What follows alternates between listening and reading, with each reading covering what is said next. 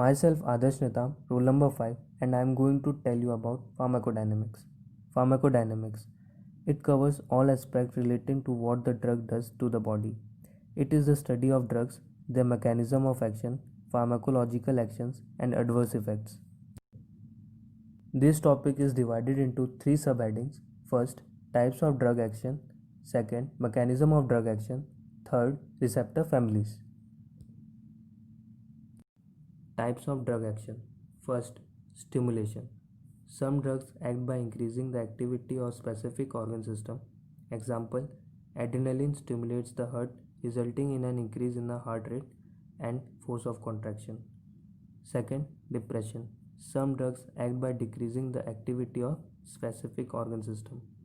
Example, alcohol, barbiturates, general anesthetics, etc. depress the central nervous system. Third, irritation. Certain agents on topical application can cause irritation of the skin and adjacent tissues. When an agent on application to the skin relieves deep-seated pain, it is known as counter-irritant. Example, eucalyptus oil, methyl salicylate, etc. They are useful in sprains, joint pain, and myalgia. They exert their action by reflexly increasing local circulation in deeper structures, blocking impulse conduction in the spinal cord. Fourth, replacement. When there is a deficiency of endogenous substances, they can be replaced by drugs. Example, insulin in diabetes mellitus, thyroxine in retinism and myxedema, etc. Fifth, cytotoxic. Drugs are selectively toxic for the infecting organism, cancer cells. Example, antibiotics, anti-cancer drugs. Mechanism of drug action. Mechanism of action of drugs. It is of two types, by non-receptor mediated, second receptor mediated. Non-receptor mediated mechanism of drug action. First, by physical action. A. Osmosis. Some drugs act by exerting an osmotic effect. Example, 20% mannitol in cerebral edema and acute congestive glaucoma. B. Adsorption. Activated charcoal adsorbs toxins, hence it is used in the treatment of drug poisoning. C. Demulcent. Cough syrup produces a soothing effect in pharyngitis by coating the inflamed mucosa. D. Radioactivity. Radioactive isotopes emit rays and destroy the tissue. Example, isotope of iodine in hyperthyroidism. Second, by chemical actions. A. Antacids are weak bases. They neutralize gastric acid, useful in peptic ulcer. B. Metal like iron, copper, mercury, etc. are eliminated from the body with the help of chelating agents. These agents trap metals and form water-soluble complexes, which are rapidly excreted from the body. Example, dimercaprol, BAL, in arsenic poisoning, desferoxamine in iron poisoning, and D-penicillamine in copper poisoning. Third, through enzymes. Some drugs act by inhibiting the enzyme activity. A. Drug action via enzyme inhibition. First, angiotensin converting enzyme ACE inhibitors such as captopril, enalapril, etc. act by inhibiting ACE. They are used in treatment of hypertension, CHF, etc. Second, xanthin and hypoxanthine are oxidized to uric acid by the enzyme xanthin oxidase, which is inhibited by allopurinol. Allopurinol is used in the treatment of chronic gout to reduce the synthesis of uric acid. Fourth, through ion channels. Some drugs directly bind to ion channels and alter the flow of ions. Example, local anesthetics block sodium channels in neuronal membrane to produce local anesthesia. Fifth, through antibody production. Vaccine produce their effect by stimulating the formation of antibodies. Example, vaccine against tuberculosis, BCG, oral polio vaccine, etc. 6. Transporters. Some drugs produce the effect by binding to transporters. Selective serotonin reuptake inhibitors, SSRIs, bind to 5-HT transporter, block 5-HT reuptake into neurons, antidepressant effect. 7. Others. Anti-cancer drugs like cyclophosphamide produce the effect by binding to nucleic acids. Drugs like colchicine bind to tubulin and prevent migration of neutrophils, hence useful in acute gout. Receptor-mediated mechanism of drug action. Receptors are macromolecules present either on the cell surface, cytoplasm, or in the nucleus with which the drug binds and interacts to produce cellular changes. Drug plus receptor forms drug-receptor complex, give response. For example, adrenergic receptors, alpha and beta, cholinergic receptors, muscarinic and nicotinic, opioid receptors, etc. Affinity. The ability of the drug to get bound to the receptor is known as affinity. Intrinsic activity. The ability of the drug to produce pharmacological action after combining with the receptor is known as intrinsic activity of the drug. Agonist. The drug that is capable of producing pharmacological action after binding to the receptor is called an agonist. Agonist has a high affinity plus high intrinsic activity. Example, morphine and adrenaline. Antagonist. A drug that prevents binding of agonist to its receptor or blocks its effect is called an antagonist. It does not by itself produce any effect. Competitive antagonist has high affinity without intrinsic activity. Example, naloxone and atropine. It produces receptor blockade. Partial agonist.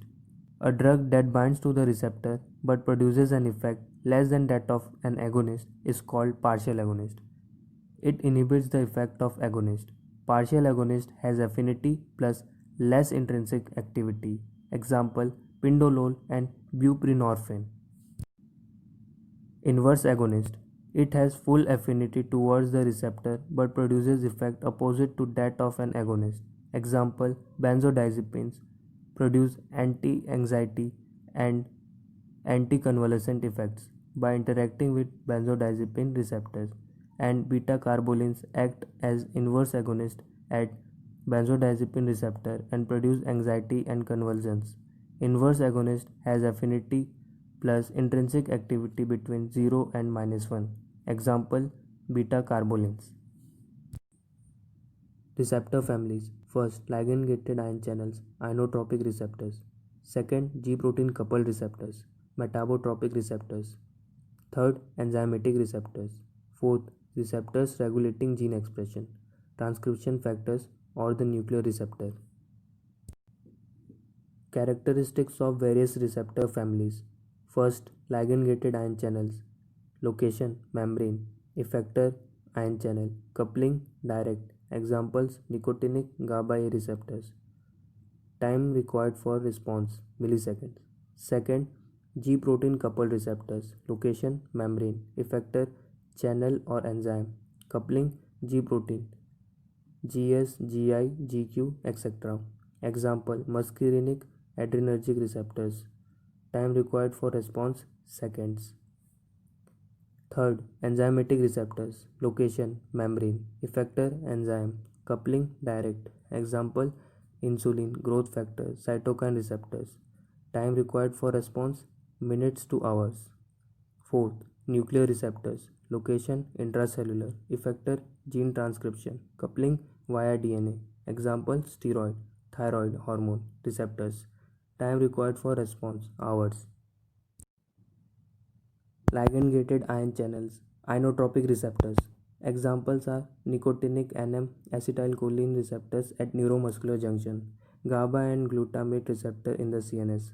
Binding of the agonist to inotropic receptors, then open the ion channels, sodium, potassium, calcium, chlorine, then flow of ions through the channels, then hyperpolarization, depolarization, then tissue response. The onset of action of a drug is the fastest through this receptor. G-protein coupled receptors, metabotropic receptors. They are coupled to intracellular effectors through G proteins. G proteins are membrane proteins and have 3 subunits, alpha, beta, gamma, with GTP bound to the alpha subunit. G protein coupled receptors, effector pathways and second messengers. G protein coupled receptors, GPCRs, are transmembrane receptors which control cell function via adenylyl cyclase, phospholipase C, ion channels, etc. The agonist that binds to the receptor is the first messenger. It results in the generation or recruitment of molecules, second messengers, that initiate the signaling mechanism in a cell. Examples of second messengers are CAMP generated by adenylyl cyclase, CGMP generated by guanylyl cyclase, calcium IP3 DAG generated by phospholipase C, nitric oxide, etc. Binding of agonist to receptors, then coupling of G protein to the receptors, then GDP bound to alpha subunit exchanges with GTP, then dissociation of G protein subunit from occupied receptors, then alpha GTP also dissociate from beta gamma subunit, then alpha GTP and beta gamma subunit are released, then bind to target enzyme ion channel, then stimulate the GTPase associated with alpha subunit, GTP converted into GDP. Alpha subunit associates with beta gamma subunit. Effects produced depends on the type of G protein, G stimulatory, G inhibitory, G, Q and G naught, which associate with agonist occupied receptor.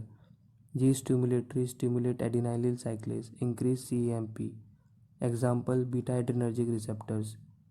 G inhibitory inhibits adenylyl cyclase, decrease CAMP. Example alpha 2 adrenergic receptors in smooth muscles. GQ stimulates phospholipase C, increase IP3 and increase DAG. Example muscarinic M1 receptors. Beta gamma stimulate inhibits enzyme and ion channel. Example all GPCRs. Transmembrane enzyme linked receptors. This could be transmembrane enzyme linked receptors. Example receptor tyrosine kinase for insulin, epidermal growth factor, etc.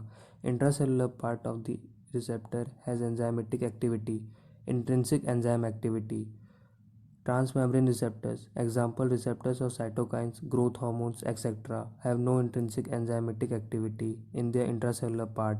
On activation, they bind to cytosolic kinases, example Janus kinase, JAK.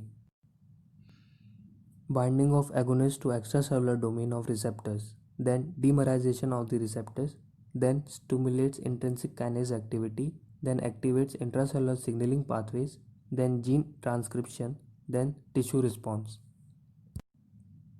Nuclear receptors regulate gene expression. Examples receptors for thyroxine, vitamin A and D, sex steroids and glucocorticoids.